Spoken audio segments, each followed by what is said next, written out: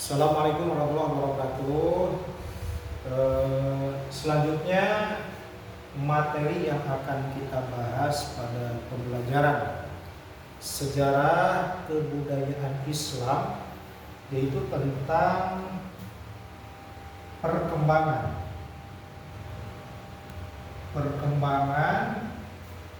peradaban Islam, ya, politik, sosial, dan budaya. Sebagaimana kita ketahui bersama bahwa agama Islam itu memiliki perkembangan yang sangat pesat, perkembangan yang sangat cepat dan bisa diterima oleh semua lapisan masyarakat, baik dari kalangan pejabat, kalangan rakyat, maupun masyarakat yang lainnya. Islam ini memiliki perkembangan yang sangat luar biasa.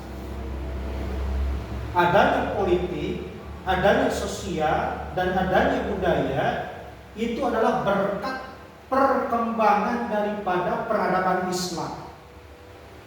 Oleh karena itu, politik yang ada ini itu tidak terlepas daripada berkembangnya ajaran agama Islam. Umat Islam diharuskan mampu dan menguasai tentang perpolitikan yang ada.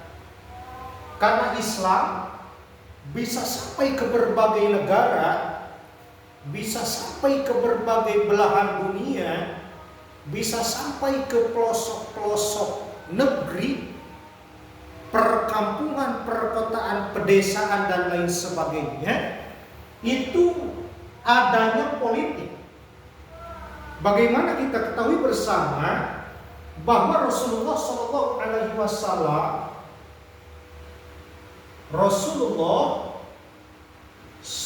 Alaihi Wasallam ini menyebarkan daripada syiar agama Islam itu menggunakan politik. Politik itu adalah cara atau siasat agar bagaimana Islam bisa diterima di semua lapisan masyarakat.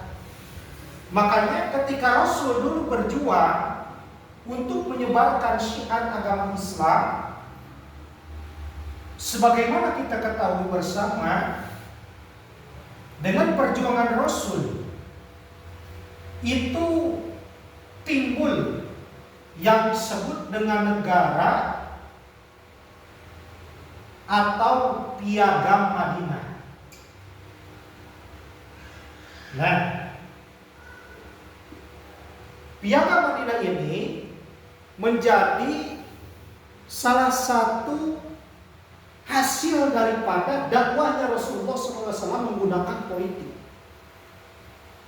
Madinah menjadi pusat peradaban umat Islam, menjadi pusat pemersatu bangsa, menjadi pusat toleransi yang ada di negara Madinah. Ketika Rasulullah SAW berhasil mengadakan Piagam Madinah, maka diteruskan dengan perjuangan Khulafaur Rasyidin. Ya. Khulafaur Rasyidin ini menyebarkan Islam itu sampai ke Jazirah Arab. Jazirah Arab, ya, Persia, dan sebagian daripada bangsa Romawi. Jadi Islam sampai ke Jazirah Arab, ke pelosok bangsa Arab. Islam sampai ke Persia, dan Islam sampai ke sebagian bangsa Romawi. Itu daripada berkat perjuangan Khulafaur Rasyidin, sahabat yang 4 dalam menyebarkan syiar Islam. Setelah Khulafaur Rasyidin, maka ada dinasti-dinasti yang meneruskan. Di antaranya adalah dinasti Umayyah. Dinasti Umayyah. Dinasti Umayyah ini menyebarkan Islam sampai ke negara Afrika. Jadi dengan adanya Rasul, kemudian sahabat, dilanjutkan dengan dinasti-dinasti yang lain, sehingga Islam bisa sampai ke berbagai belahan dunia. Itu tidak lain dan tidak bukan berkat adanya Islam yang tidak anti terhadap politik. Oleh karena itu, umat Islam sampai saat ini perlu dan bahkan wajib untuk melek terhadap politik. Yang kedua, perkembangan peradaban Islam melalui sosial. Bagaimana kita ketahui bahwa Rasul Shallallahu Alaihi Wasallam ini merupakan sosok manusia yang amat sangat peduli terhadap kehidupan sosial. Kenapa sosial menjadi pusat peradaban Islam? Karena Islam akan diterima, Islam akan sampai manakala pemeluk-pemeluk Islam tersebut ada rasa empati, ada rasa simpati terhadap golongan ataupun masyarakat yang lainnya. Sebagaimana kita ketahui, contoh, ketika ada seorang manusia yang dia agamanya bukan Islam, bahkan dia buta, mengemis di pinggir jalan, tapi ada sosok Rasulullah Shallallahu Alaihi Wasallam yang peduli terhadap orang tersebut, maka Rasul setiap pagi memberikan makanan terhadap orang tersebut. Rasul bawa makanan bukan hanya disimpan, tapi Rasul memberikan makanan tersebut sambil Rasul yang menyuapi. Disuapilah orang buta tersebut oleh Rasulullah. Bahkan suatu ketika Rasul itu meninggal dunia. Artinya orang tersebut tidak ada yang memberi makan. Maka Abu Bakar bertanya kepada putrinya, "Wahai putriku, adakah kebiasaan Nabi yang belum pernah aku kerjakan?" Apa jawaban putri beliau? "Ada, wahai ayahku. Rasul sering membawa makanan yang diberikan kepada pengemis yang buta."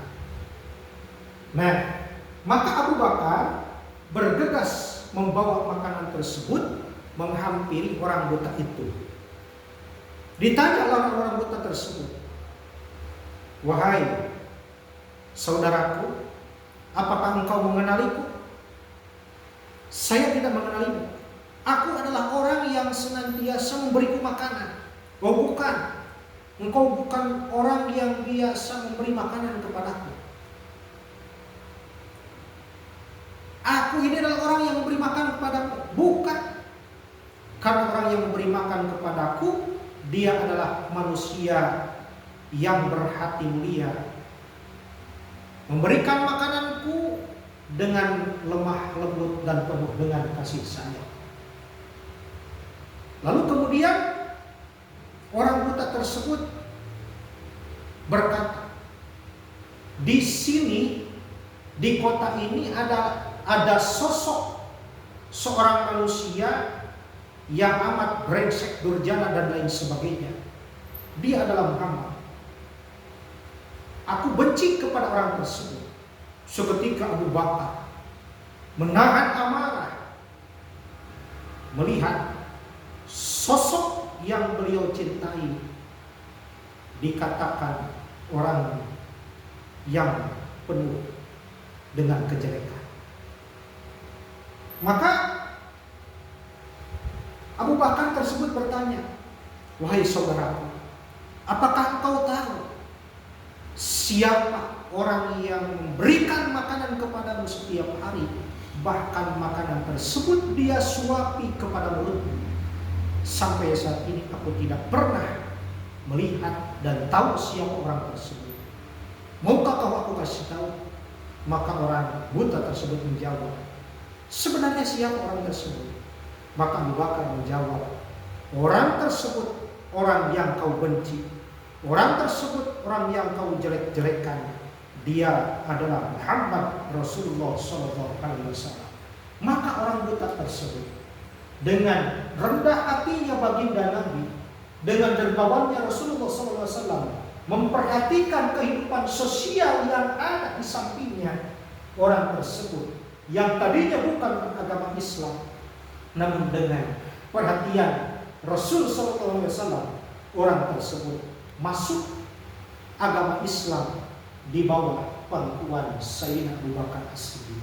Oleh karena itu, umat Islam sangat penting mengontrol sosial di kehidupan masyarakat yang ada, sebab politik dan sosial ini menjadi salah satu hal agar peradaban Islam di negara Indonesia bisa semakin luas. Dan tidak kalah penting, adanya budaya ini berkat peradaban Islam. Di mana di masa Rasulullah itu ada budaya, di zaman sahabat ada budaya, di zaman Khulafaur Rasyidin ada budaya. Begitupun masuknya Islam ke Indonesia itu sebagian besar adalah hasil daripada para ulama yang tidak meninggalkan budaya yang ada, namun tidak meninggalkan daripada syiar agama Islam. Oleh karenanya budaya yang ada di negara Indonesia itu harus kita pelihara, harus kita jaga, harus kita pelihara, harus kita jaga, harus kita rawat. Akan tetapi memelihara budaya, menjaga budaya, merawat budaya tidak meninggalkan daripada aturan agama Islam. Maka sangat erat kaitannya antara Islam dan budaya. Wali Songo menyebarkan Islam di Indonesia itu dibarengi dengan budaya.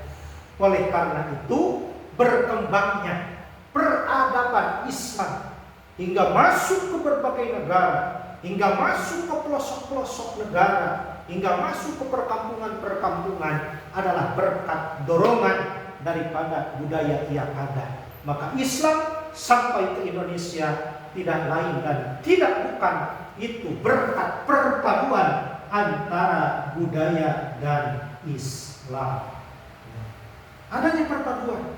Wali Songo menyebarkan Islam, memberikan syiar Islam kepada masyarakat yang lainnya, itu dengan dibarengi dengan budaya yang ada.